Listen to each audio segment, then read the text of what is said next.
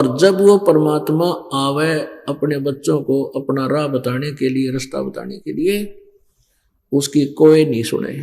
हिंदुओं के गुरु सारी गलत बात, सारी झूठी कथा सुनाया करते, ब्रह्मा विष्णु महेश, ब्रह्मा विष्णु जी सर्वेश्वर हैं, महेश्वर हैं, यही सारी सृष्टि के रचनार हैं, इनकी कोई माता पिता नहीं। और परमात्मा कहा करते थे ये तो नासवान है, इनकी दुर्गा माता है, काल इनका पिता है, जो कि आज इन्हीं की जीवनी में पुराणों में लिखा हुआ है। तो परमात्मा के शत्रु हो गए वे नकली गुरु ब्राह्मण। इसी प्रकार परमात्मा इन मुसलमानों के काजी और मुल्लाओं को लताड़ धिक्कारा करते थे कि तुमने यथार्थ ज्ञान नहीं है परमात्मा के बारे में, नहीं है दारमदारा, वहां तो नहीं है दारमदारा,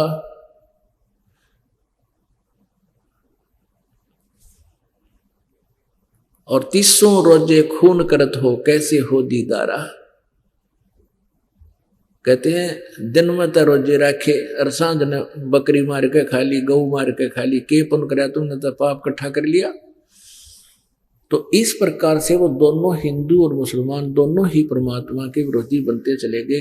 किन्होंने बना दिया? नकली गुरुओं ने। लेकिन परमात्मा की समर्थता से कि जिनको लाभ हुआ वो 64 लाख शिष्य कबीर जी के हो गए थे।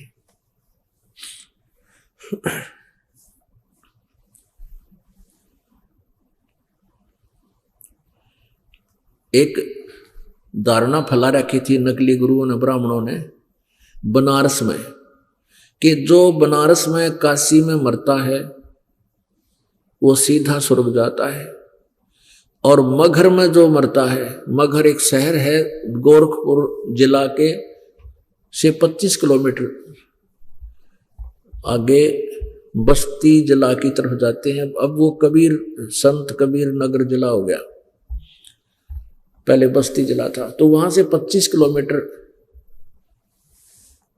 गोरखपुर, ये गीता प्रेस वाला गोरखपुर से 25 किलोमीटर की दूरी पे एक मगहर कस्बा है।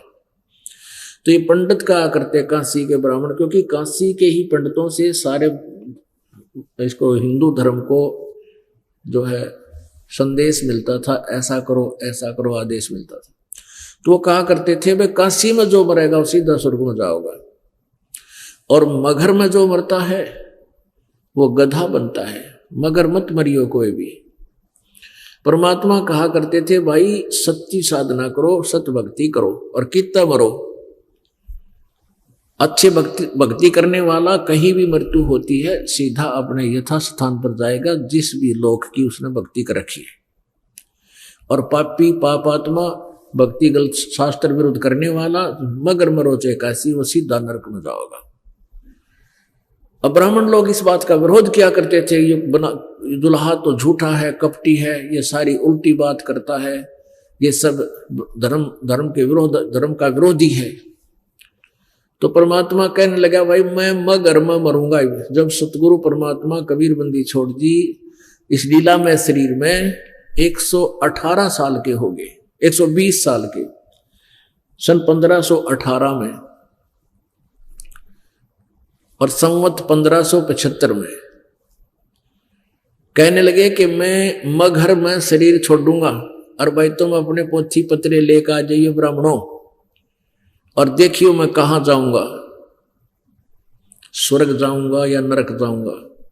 उस समय तक परमात्मा कबीर जी की लीला से महिमा से परिचित होकर के काशी का नरेश वीरदेव सिंह बघेल, वीर सिंह बघेला कहा करते सिंपल लैंग्वेज में, वो भी कबीर परमेश्वर जी का शिष्य थे। और मगहर का नवाब बिजली खां पठान था, वो भी परमात्मा के शिष्य हो गए थे। कभी सुनाएंगे ये सारी कथाएं आप जी को धीरे धीरे।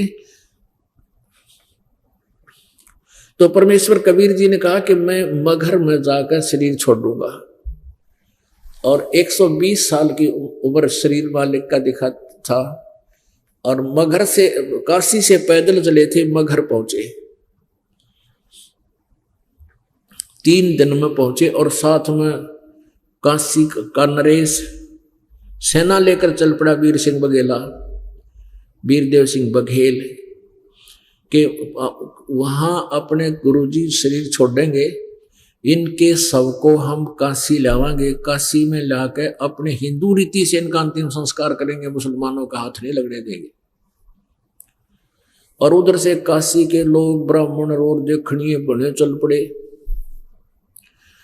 वहां मगर पहुंचे तो बिजली खां पठान नरेश, वो भी कबीर जी का शिष्य था, मुसलमान। उसने पता चला कि गुरुजी यहाँ आ रहे हैं और यहाँ शरीर छोड़ेंगे, तो उनको पता चला कि काशी का नरेश वीरदेव सिंह बघेल सेना लेकर आ रहा है और गुरुजी के शव को वहां ले जाना चाहता है। तो बिजली खां पठान ने कहा, अपने सेना तैयार कर ली कि हम इस शरीर को नहीं देंगे इनको, क्योंकि ये हमारे यहाँ मृत्यु होगी, तो हम अपनी मुसलमान रीति से इनका अंतिम संस्कार करेंगे।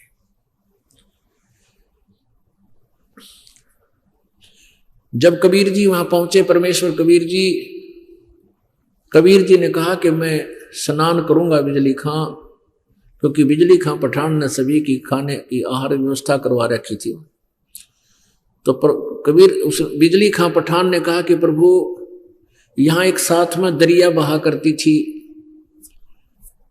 एक आमी नदी है, मगर के बिल्कुल साथ से बह रही है। ये दास 3 बार देख कर आया, उनको साथ में सैकड़ों भक्त गए थे। वहां यादगार बनी हुई परमात्मा ने जहां लीला की थी। ये आमी नदी यहां से बह रही थी, अब सूख गई है। शिवजी ने श्राप दे रखा है इसको, और शिवजी ने श्राप दे रखा है, यहां पानी नहीं है नीचे का, इस मगर के अंदर पीने का पानी नहीं है। परमात्मा, हे गुरुदेव, हमने दूर से पानी मंगाकर व्यवस्था करवा रखी है, आपके लिए नहाने का पूरा व्यवस्था है।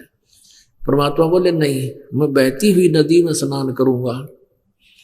तो मजबूरी बताई जी, यहाँ नदी दरिया बहा करती थी, लेकिन ये सूखी हुई है, शिव जी के श्राप है।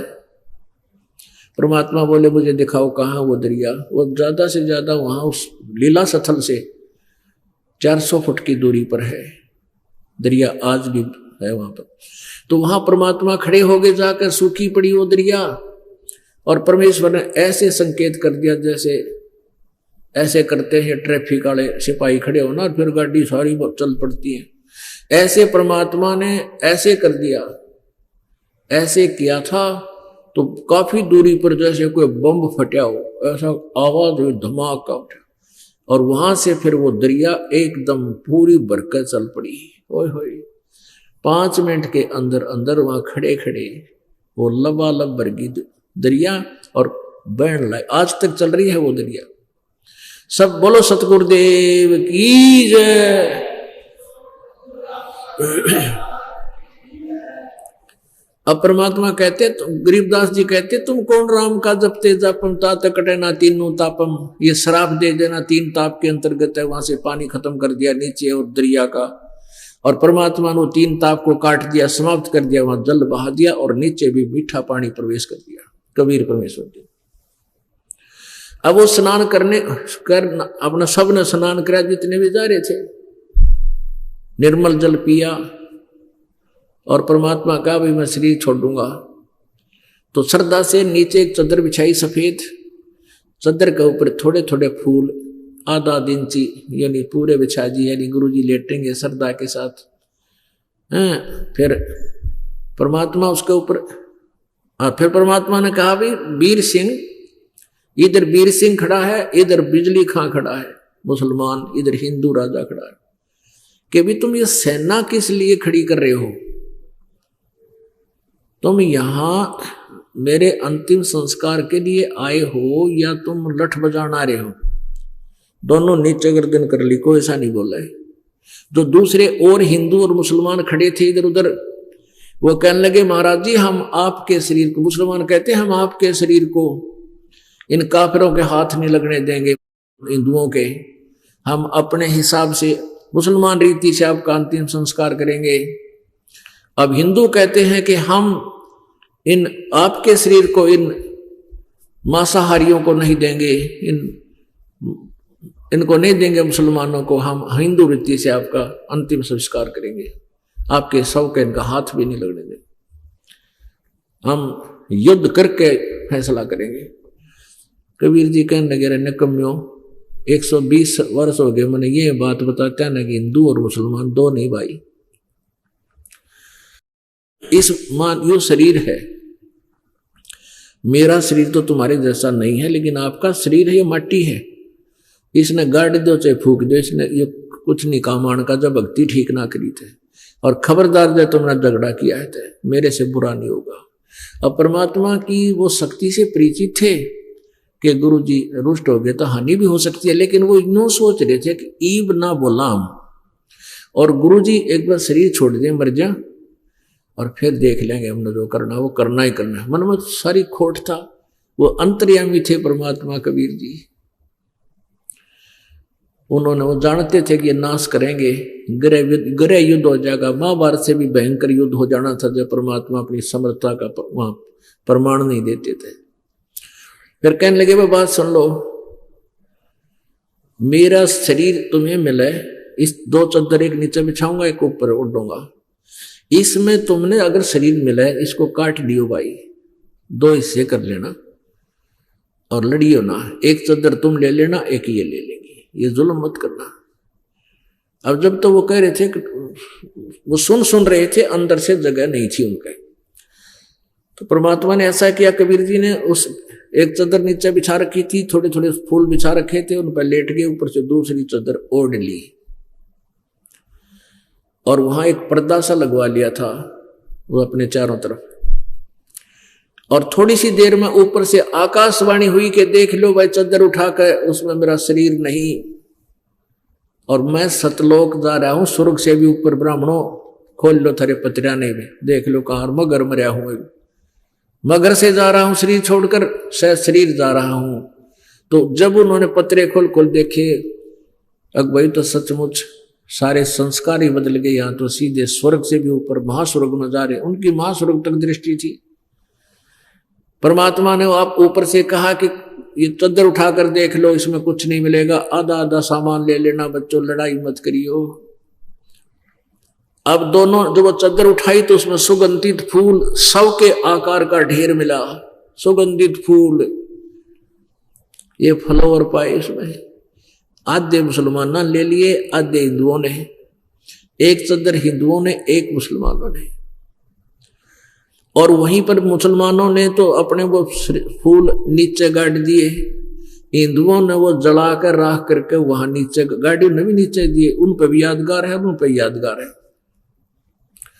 तो उस समय हिंदू और मुसलमान कहां तो आपस में कटका मरण आए थे लड़ने के लिए, एक दूसरे से मिल कर ऐसे आपस में सीने से सीना लगा कर रो रहे हैं, जैसे बालका का बाप मर जाया करे वो चिपट लपट कर रोया करते हैं, और कहते थे कि हम नीच थे, हम महापापी हैं, हमने भगवान को पहचाना नहीं, तो स्वयं मालिक आए हुए थे। इस प्रकार पुण्यात्मा वो परमात्मा समर्थ थे, और समर्थ परमात्मा ने ही वो महाभारत से भी भयंकर युद्ध समाप्त कर दिया, नहीं होने दिया। उससे पहले आसपास के जो ज्योतिषी थे वो बताया करते थे कि इस वर्ष में एक भयंकर युद्ध होगा, बहुत ज्यादा नरसंहार होगा, और उसके बाद वो परमात्मा ने युद्ध टाल दिया। तो वही पत्रों वाले बताने लगे कि वो संयोग इब बदल गया, समर्थ का शरणाग हो रंग होरी हो, भाई कदे न हो ऐ काज राम रंग होरी हो।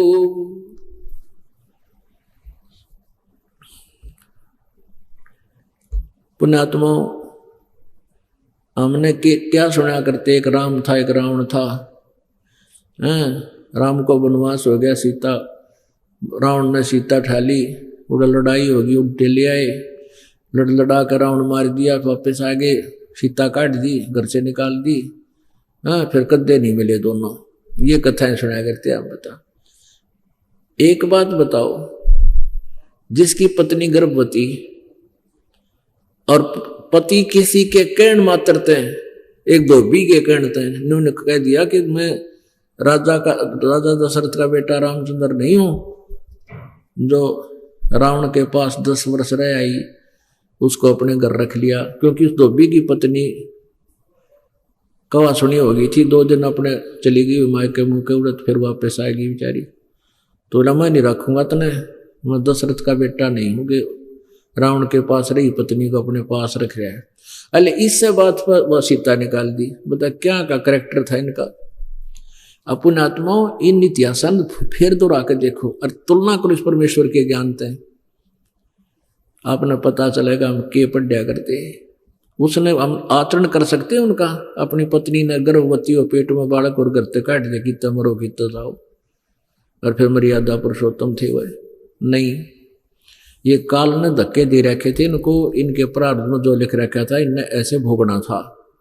रावण उसने श्राप दे रखा था नारद जी ने, किसको? श्री रामचंद्र विष्णु जी को।